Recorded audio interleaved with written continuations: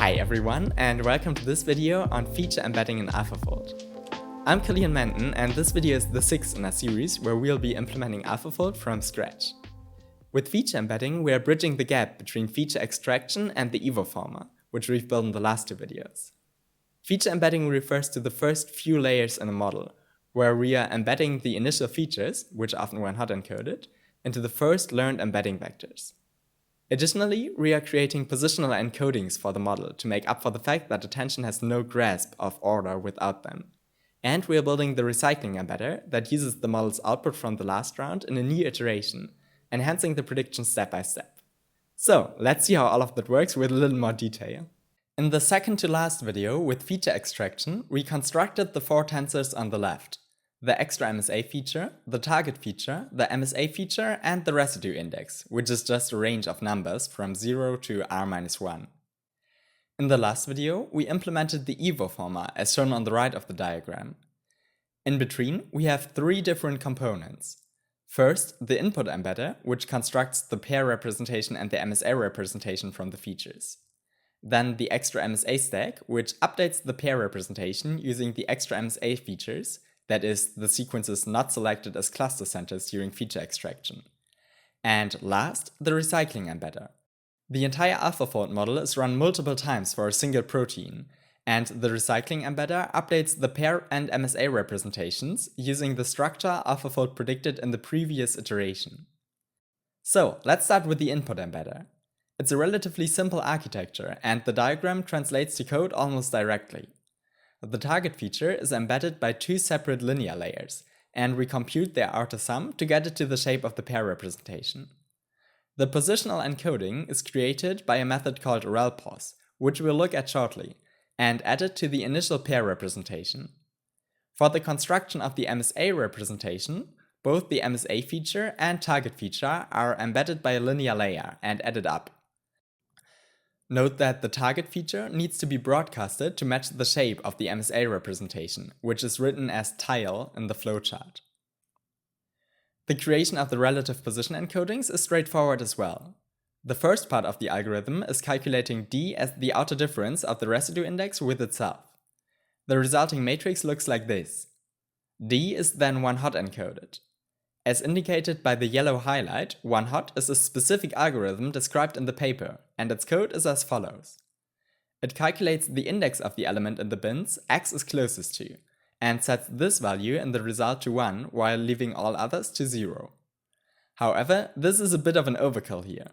The pairwise distances are integers, and we can use them directly as class indices. All we need to do is add 32 to shift the range to start at 0, and then we can one-hot encode them using the standard PyTorch method. So, with the relative position encodings finished, the input embedder is ready and we can move on to the recycling embedder. During inference, AlphaFold uses a concept they call recycling, which means that the full model is run multiple times and the outputs of the last iteration are fed into the new iteration, setting them to 0 in the first iteration where there are no previous outputs to use. To train using this concept, AlphaFold randomly samples a number of recycling iterations between 1 and the maximum number of cycles intended for use during inference. However, the parameters are only optimized to get the last iteration right. That means their contribution to the final output through the previous iterations, which is carried on through the recycling embedder, isn't considered in the parameter update. This is done by the stopgrad command, which stops the gradient flow at this point during backpropagation. In their paper, the developers calculate that this version of randomly sampling the number of recycling iterations and only doing backpropagation through the last iteration increases the training time by 37.5% compared to a single iteration, while a full unrolling of the forward pass and a fixed number of 4 recycling iterations would increase training time by 300%. The way in which the last outputs are included as model inputs is by the recycling embedder. It uses 3 of the model's outputs. The first row of the MSA representation and the pair representation, which are outputs of the Evoformer in the last iteration, and the predicted pseudo-beta carbon positions from the structure module. The beta carbon atom is the first sidechain carbon for amino acids. Here it is called pseudo-beta because for the one amino acid that doesn't have a sidechain carbon, glycine, the C-alpha carbon is used instead. With this in mind, the recycling embedder is relatively straightforward. It calculates the pairwise distances between the beta carbons, assigns them to a number of bins, and performs one hot encoding followed by a linear layer on them. The pair representation and the first line of the MSA representation are normalized using layer normalization, and the embedded pairwise beta carbon distances are added to the pair representation. One thing to note here is that the exact values for the bins in our implementation will differ from this pseudocode. This is because we have to follow the exact implementation in AlphaFold to make our model compatible with their weights.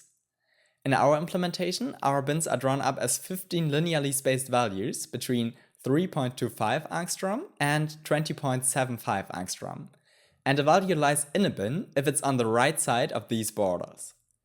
In code, this logic looks like this. We create a list of lower bounds for the bins and create the upper bounds as the shifted lower bounds, with infinity as the last upper bound. To assign the values to the bins, we simply check if each value is greater than the lower bound and less than the upper bound for each bin. We can do that with a broadcasted less than or greater than, and by using multiplication for the logical AND. This way, we directly end up with a one-hot encoding of the distances. Note that with this implementation, distances less than 3.25 angstrom will end up as a full zero vector, which translates to them being just the bias vector of the linear layer they passed through. With that, the recycling embedder is ready and we can move on to the last part of feature embedding, the ExtraMSA Stack. After a linear embedding of the ExtraMSA feature, it works on the ExtraMSA representation and the pair representation. It's the reason why we implemented the Evoformer before doing feature embedding, because it's almost identical. This is the pseudocode for the ExtraMSA stack, and everything that's different from the Evoformer is highlighted in yellow.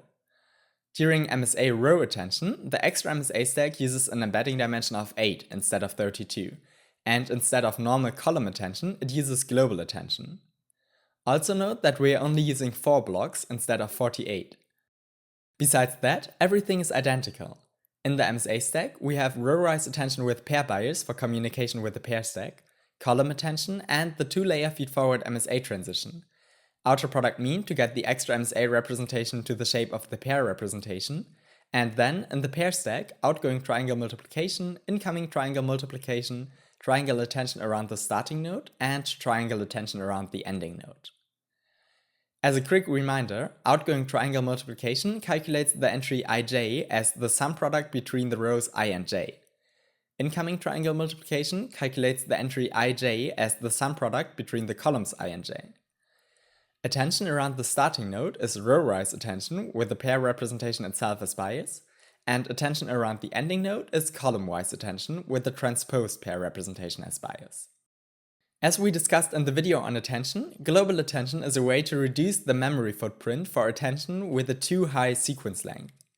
This is the case here because of the large number of extra sequences, which is the attention dimension for column-wise attention on the ExtraMSA representation. For global attention, the queries are averaged out to only one query. This leads to only one row of attention weights and only one output. The dimension is restored when broadcasting the attention output against the gate values. We didn't look at the pseudocode for global attention before in the video on attention, so we can catch up here. Highlighted in yellow are all the differences to normal attention. In line 2, you can see that we are only using one set of keys and values for the different attention heads. In line 3, you can see how the queries are averaged out. As a result, the attention weights A have only 2 indices T and I, T for the different keys and I for the different columns, as attention is calculated for each column individually. For normal attention, the indices of A would be ASTI. Last, in line 6, we can see how the row dimension is restored by multiplication with the gates G, as the row index S is only present in the gates and therefore broadcasted against the weighted value vectors. However, if you already finished the notebook on attention, you don't need to write any of this because we already did it. All you need to do is set the isGlobal flag to true. With that, we are done with feature embedding. It's a relatively small part of AlphaFold, and you'll probably need a little less time to actually write the code as well. As always, you can find a Jupyter Notebook linked in the description where you can do the full implementation yourself. Basically, all that's left to do now is building the structure module and stitching all the individual parts together. But building the structure module requires some non-standard knowledge on three-dimensional geometry. We'll work with rotational matrices, quaternions, and homogeneous coordinates to describe the three-dimensional structure of the protein. So, if all of these are words that you've never heard of, or if it's something that you heard of but never truly understood, I'll be more than happy to explain it to you in the next video. I think it'll be my favorite in the series. So, see you there and happy coding!